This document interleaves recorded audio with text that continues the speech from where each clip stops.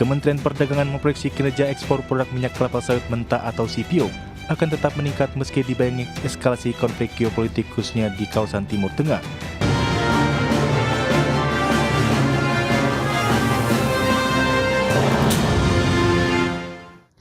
Pemerintah optimis kinerja ekspor produk minyak sawit mentah Indonesia akan tetap positif di tengah eskalasi konflik geopolitik global saat ini. Optimisme tersebut sejalan dengan kenaikan harga komoditas serta potensi kenaikan permintaan produk CPO Indonesia. Kementerian Perdagangan memprediksi kinerja ekspor produk minyak kelapa sawit mentah atau CPO akan tetap meningkat meski dibayangi eskalasi konflik geopolitik khususnya di kawasan Timur Tengah yang berpotensi mengganggu rantai pasok global. Menteri Perdagangan Budi Santoso mengatakan optimisme tersebut sejalan dengan harga komoditas andalan ekspor Indonesia termasuk CPO dan batu bara yang sempat turun masing-masing sekitar 16% dan 19% pada tahun lalu kini mulai meningkat. Nah, kemudian apa yang menyebabkan kemudian kita tetap optimis bahwa ekspor kita akan tumbuh dan tumbuh positif dan surplus atau beruntung. Pertama, harga komoditas untuk CPO tahun lalu itu kan turun sekitar 16% harga komoditas. Kemudian batu bara turun 19% kurang lebih.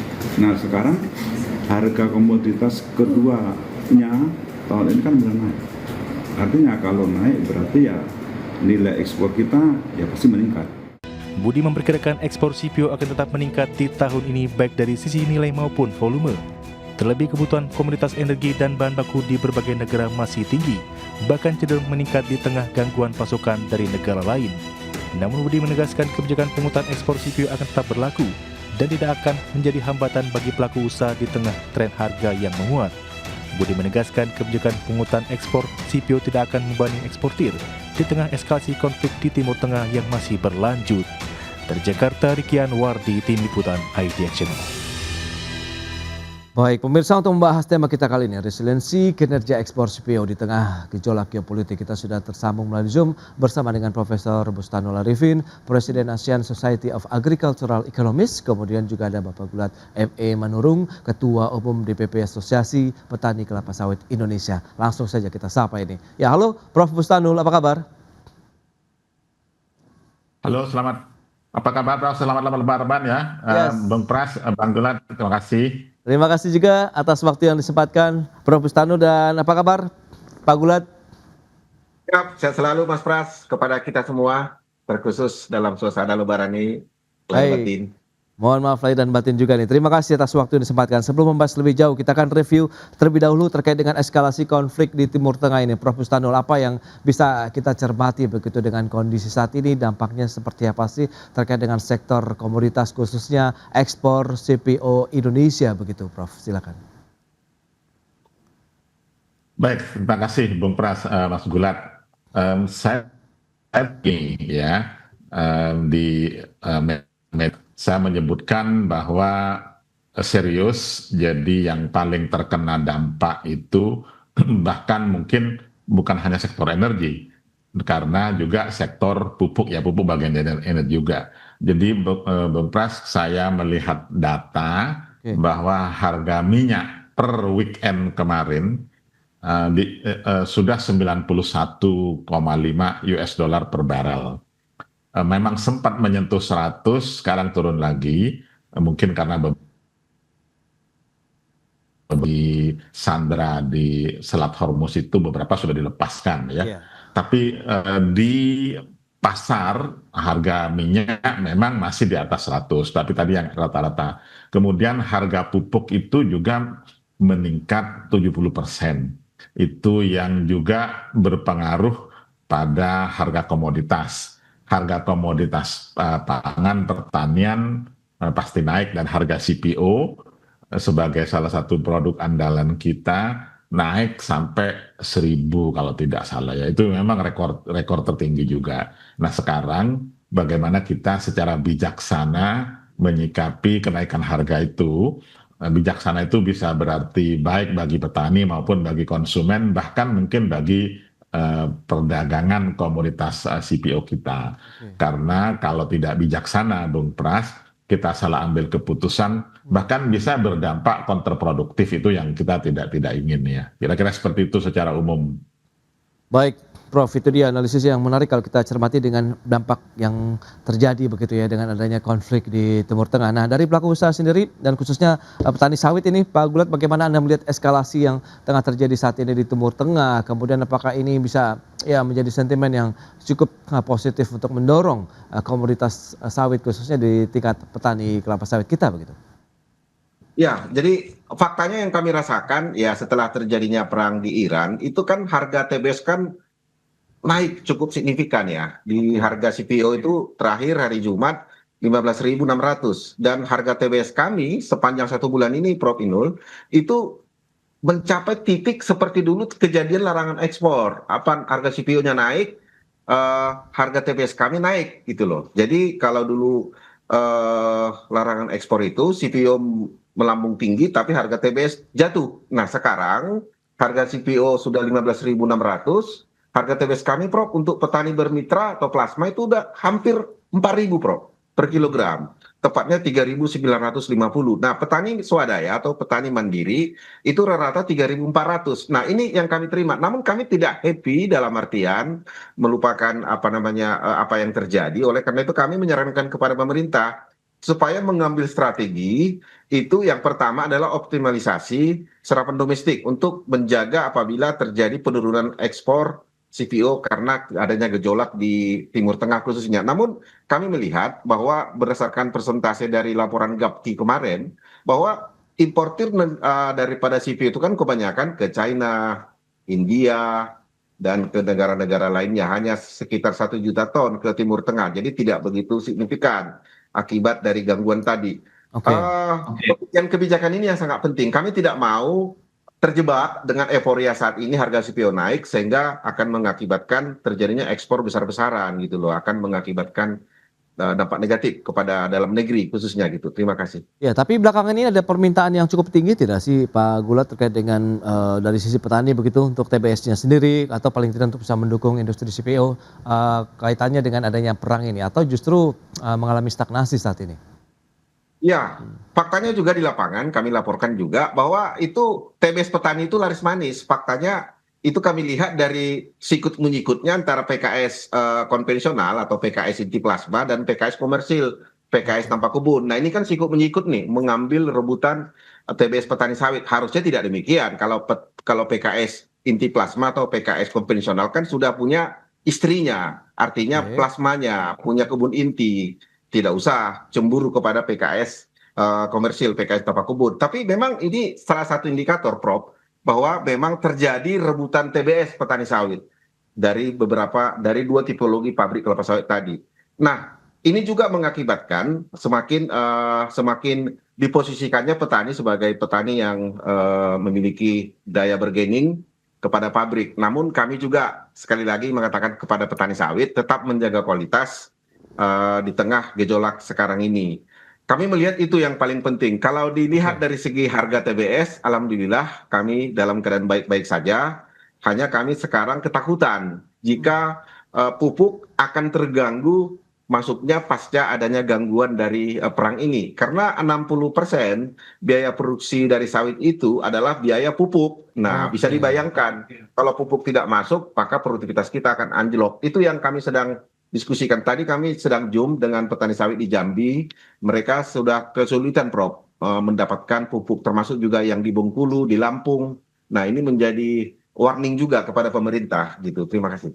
Baik, nah itu dia terkait dengan kondisi global tadi kan memang ada gangguan logistik ya Prof ya, paling tidak begitu di pasar internasional, sementara kebutuhan sulfat sendiri di dalam negeri pun menjadi tantangan bagi untuk industri pupuk ataupun beberapa industri lainnya begitu. Anda melihat bagaimana Prof kondisi ini? Apakah memang ini akhirnya harus menjadi concern dari pemerintah sambil kita tetap menjaga momentum tadi industri CPO yang sedang naik daun, kita harus bisa amankan dari sisi daya dukungnya seperti pupuk dan lain-lain sehingga ekspor terjaga, kemudian serapan logistiknya terjaga di dalam serapan di dalam negerinya terjaga sehingga penerimaan negara pun juga akan tetap terjaga begitu Prof.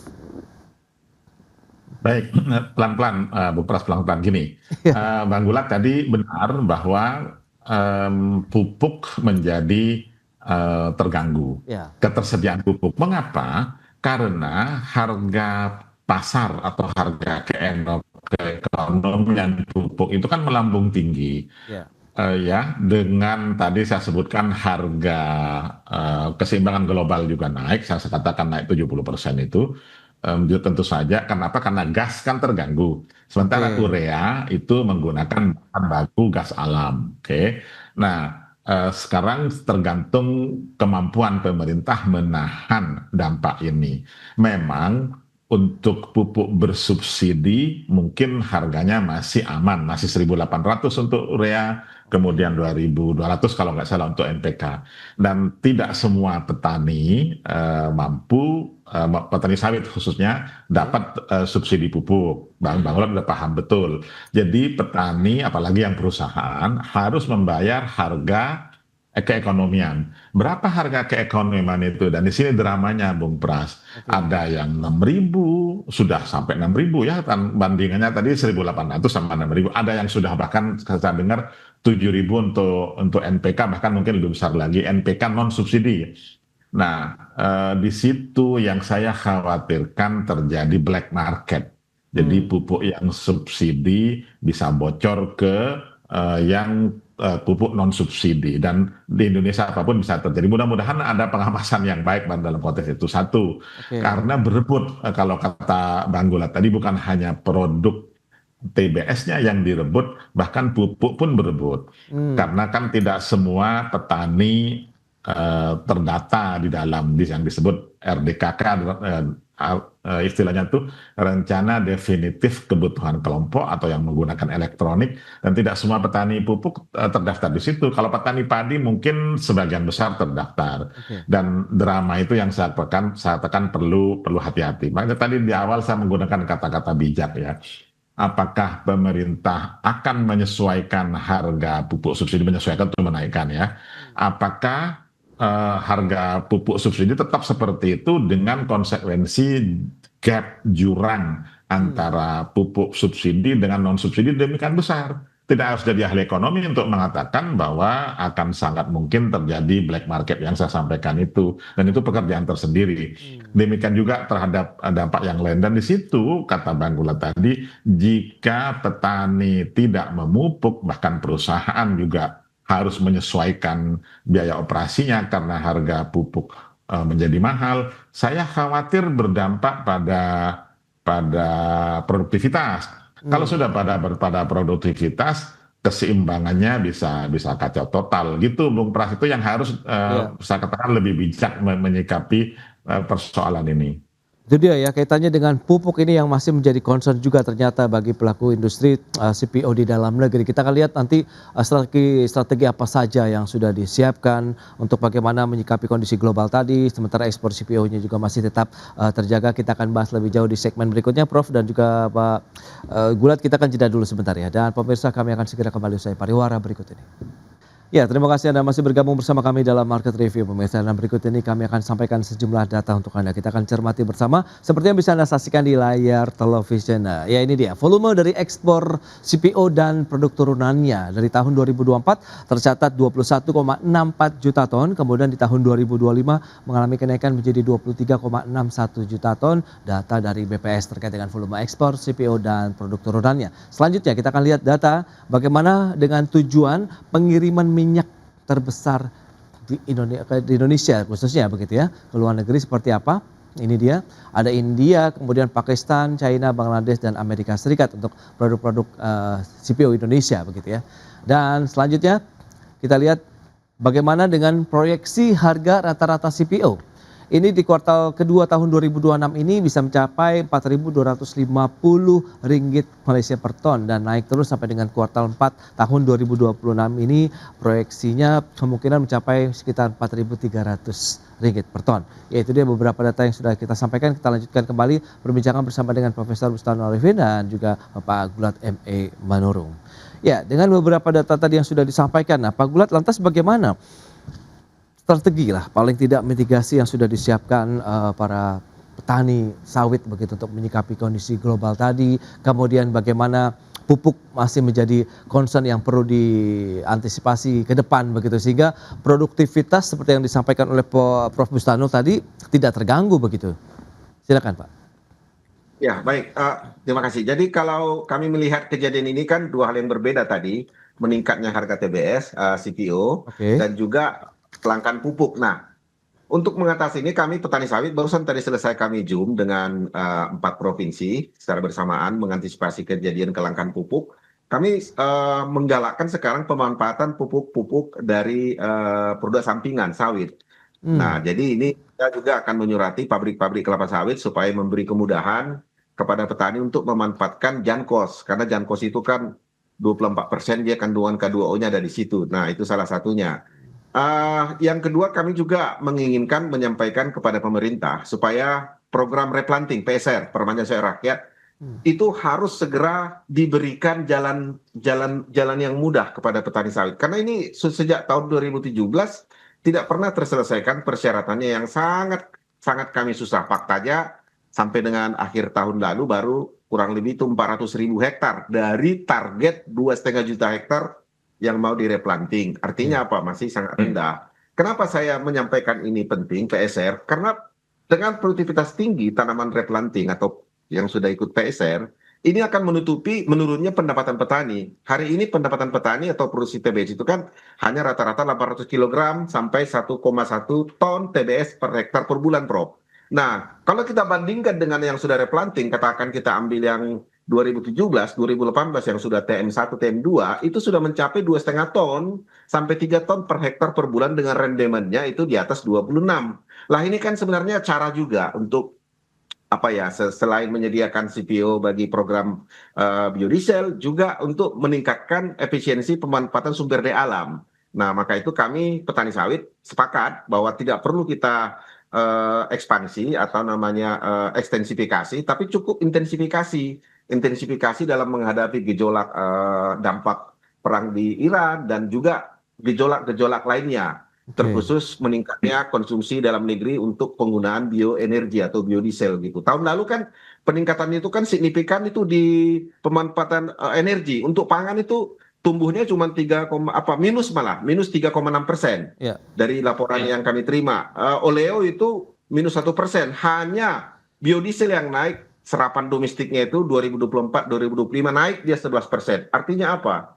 Biodiesel yang harus perlu kita antisipasi apabila akan terjadinya kelangkaan solar ataupun bahan bakar fosil dari Iran, maka kita akan beralih ke B50 sesegera mungkin gitu. Mungkin itu dari kami petani. Pak Gulat, ini menarik. Nah, Prof, lantas bagaimana Anda menyikapi dengan kondisi seperti saat ini begitu? Apakah memang kita juga masih perlu meningkatkan lagi begitu, bagaimana perhatian mungkin dari sisi hulunya juga menjadi concern begitu untuk petani sawit, kemudian produktivitas tetap terjaga begitu, sehingga ya tidak akan mengganggu lagi juga dari sisi serapan dalam negeri dan ekspor kita juga untuk CPO nih, Pak Prof, silakan. Baik, makasih Bu Pras, makasih Bang Gulat tadi informasinya. Jadi ada yang jangka panjang, ada jangka pendek, Bung Pras ya. Yang disampaikan jangka pendek itu setidaknya sistem produksi di hulu minimal itu jangan sampai terganggu. Ya, kalau terganggu hilang kesempatan kira-kira gitu ya. Demikian juga di hilir atau di processing. Di processing itu jangan sampai ada mesin yang nganggur ya, sehingga tidak bisa diolah. Dan mungkin setelah itu baru pasca panen yang perlu agak hati-hati. Tadi Bang Gulat menyampaikan kalau memang sudah secure, sudah cukup kebutuhan untuk pangan, boleh untuk biodiesel, kira-kira gitu kan. Setahu saya pemerintah menunda B50 Bang Gulat sampai katanya evaluasinya sampai Juni. Untuk sementara masih menggunakan B40 ya. Karena apa? Karena konsekuensinya takut macam-macam, Mas Pras, macam-macam itu kalau B50 yang dipakai itu nanti BPDP minta naikin pungutan. Dan saya dengar sudah ada ancang-ancang untuk menaikkan pungutan dengan mereka menyebutnya sebagai windfall tax kalau tidak salah ya. Oke. Windfall tax itu rencana belum, saya kurang paham sudah diberlakukan apa belum, ancang-ancang bahkan sampai menjadi 12,5. Dan Ya. kalau itu yang terjadi, siapa yang terhantam kalau kenaikan pungutan itu, ya pasti pengusaha kan, pedagang kan tidak bodoh dong. Dia bebankan kepada petani. Saya khawatir harga TBS bukan 3.400 lagi, jangan-jangan mungkin di bawah 3.000 lagi, nanti Bang Gulat ribut lagi. Jadi kira-kira seperti itu. Dialog perlu terus dilakukan, jangan kira-kira kalau bahasa saya bolehlah ambil windfall tax, kan nanti ada windfall tax dari nikel, dari batu bara, tapi nggak harus diambil pemerintah semua lah, kira-kira gitu kan, disisain juga untuk pelaku usaha dan petani. Kalau tidak, bahkan sudah seharusnya menerima manfaat, bahkan mungkin harus menanggung beban, kira-kira gitu bahasa kasarnya. Baik. Bagi saya pribadi, saya juga tidak harus gegabah langsung melompat ya, karena kan sekarang memang pemerintah, setahu saya, mereka teman-teman itu bikin uji terbang untuk Aftur, dan bikin uji jalan road test untuk B50. Dan kalau tidak salah Mei ini atau April atau Mei akan diambil keputusan apakah layak untuk melakukan itu atau tidak gitu. Itu kan sekarang variabelnya nambah ketika harga BBM atau impor solarnya sendiri kan berubah, harganya lebih tinggi. Jadi memang pemerintah perlu kerja keras juga, karena setiap ambil keputusan untuk sawit aja Bang Pras itu konsekuensi kemana-mana. Konsekuensi kepada subsidi BBM, kepada subsidi pupuk, kepada subsidi bahkan pangan dan lainnya. Sementara apakah program-program prioritas lain juga boleh diutak-atik gitu. Kalau boleh diutak-atik MBG mungkin ya, atau Merah Putih mungkin, Koperasi Merah Putih, mungkin kesehatan anggaran juga menjadi taruhan juga gitu. Itu menurut saya, walaupun kita berbicara mengenai CPO, tapi memang dampak dari perang ini kemana-mana, dan itu bijaksana itu menjadi kata kunci yang saya sebutkan di awal tadi, Bung Pras. Ya. Berarti memang harus bijaksana dan cermat ya dalam menyikapi kondisi saat ini. Harapan terakhir dan juga proyeksi dari Pak Gulat seperti apa nih untuk pasar CPO kita?